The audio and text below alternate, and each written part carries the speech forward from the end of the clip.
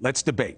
Former Ohio State Senator Nina Turner, national co-chair of Bernie Sanders' 2020 presidential campaign, friend of show. Scottie Nell Hughes, certainly friend of show, political analyst, reporter. I just wanted to set it straight that, I'm not saying there's not smoke. I'm not saying that there's not a reason for you to want to look. I'm just saying it smells a lot like what the Democrats were cooking with Trump. So let's start with you, Scottie, on the idea of, do you believe that Biden is different and deserves exactly what the Democrats served up to Trump, which is another impeachment circus? Well, I believe in the truth and justice being served regardless of who the president is, whether they're Republican or Democrat.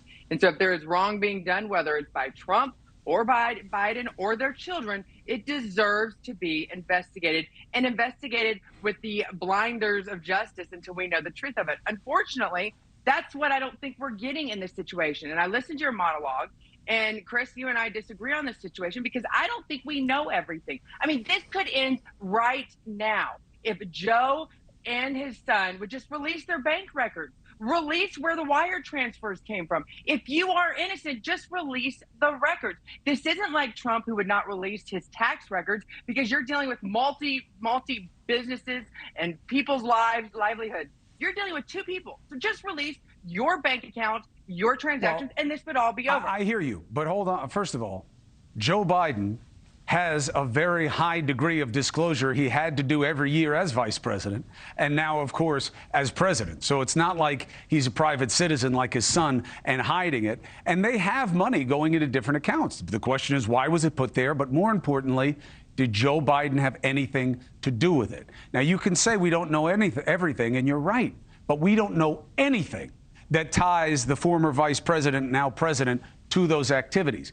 Nina Turner, the legit criticism is, yeah, but the Democrats don't care about this the way they did about Trump. With Trump, they trace down everything. With this, they're not even raising their voices. It's all party.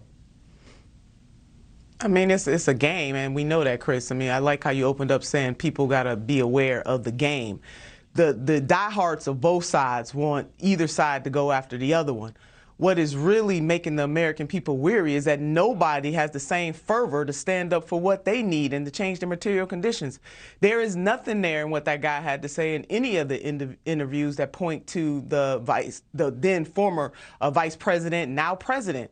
But nobody is against the law, or above the law, excuse me, whether it's this current president or the former president. But what is absolutely being lost here, and I know about the Iowa Republicans and the polls that say that they want to see him, the current president, impeached, but they also said that they're weary that impeachment can be a distraction. And they also believe that dealing with the economy, the suffering that people are having, should be the top priority right now. And stop playing games with the American people and feeding them a steady diet of divisiveness.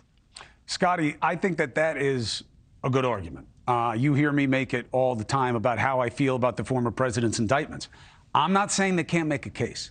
I just believe in prosecutorial discretion, and I think a case against a former president, no one's above the law, but he isn't just anybody either. And you got to think about what it would mean to the country. You and I both know this impeachment stuff is so much easier for them than dealing with immigration, than dealing with anything to do with any of the harder issues. We both know if you had a choice on what to cover, let alone what to deal with in government, you'll take this all day. And I feel like we keep giving them easy outs in using the power or abusing the power that we give them.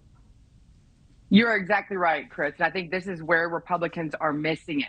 Because impeachment, if you were going to impeach Joe Biden, you should have done it the second that the Republicans took over the House and started the process then. I mean, let's just be honest with you. Since impeachment under Trump, there's no meat, there's no teeth, there's no punishment. I mean, Trump was impeached twice, and what happened to him? He still was president for the remainder term. Same thing would happen with Biden. We wouldn't necessarily see any punishment come down. At this stage, with only 1 year left, you are completely correct that Republicans would be much better served actually producing something out of the House that counters the policies and agendas that they're campaigning against. Actually put some action into these words, and I think Republicans would have a better chance of grabbing onto the Senate and definitely grabbing onto the White House if they focused on that. And actually, if you really want justice, if you want to find out the truth about what happened with the Biden family, then get into the Oval Office, get the Senate back, control the House, and then start the investigations.